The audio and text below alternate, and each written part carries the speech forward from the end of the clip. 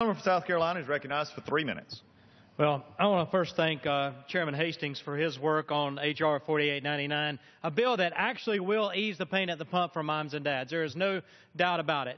Just since President Obama has taken office, gasoline prices have more than doubled. And I'm not telling the American people anything they don't know, because when they reach in their wallet and take out money to pay for that gas just to go back and forth to work or take the children to their sporting events or to school, they realize that more of their discretionary income is going to pay the fuel that runs the cars and the trucks that they drive.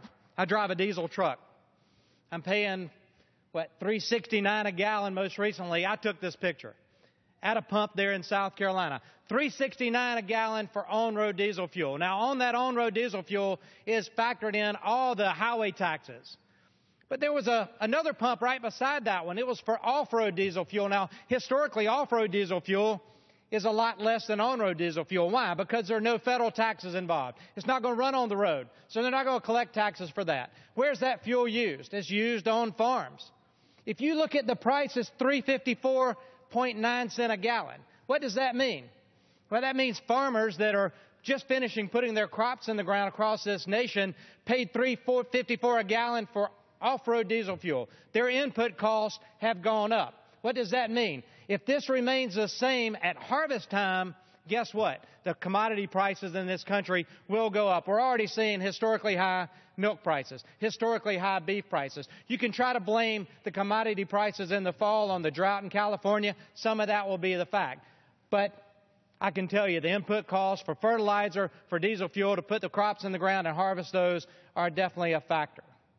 Moms and dads know what's going on. You know, we can increase production in this country offshore and onshore through this bill. The President takes credit for increased production onshore. And I will give him this. Production has increased onshore, but it has nothing to do with the policies of this administration. It has everything to do with the private and state-owned land in South Dakota and places like Eagle Ford, Texas, where production is up. That state and private land has nothing to do with the administration's policies over the last 6 years. Him taking credit for increased production is like the rooster taking credit for the sunrise every morning. Moms and dads in this country know you're spending more money for fuel cost. The other side seems out of touch with America, about as out of touch as Hillary Clinton is. The pain you're feeling when you go to the pump to fill up your tank to provide for your family going back and forth. And with that, Mr. Chairman, I yield.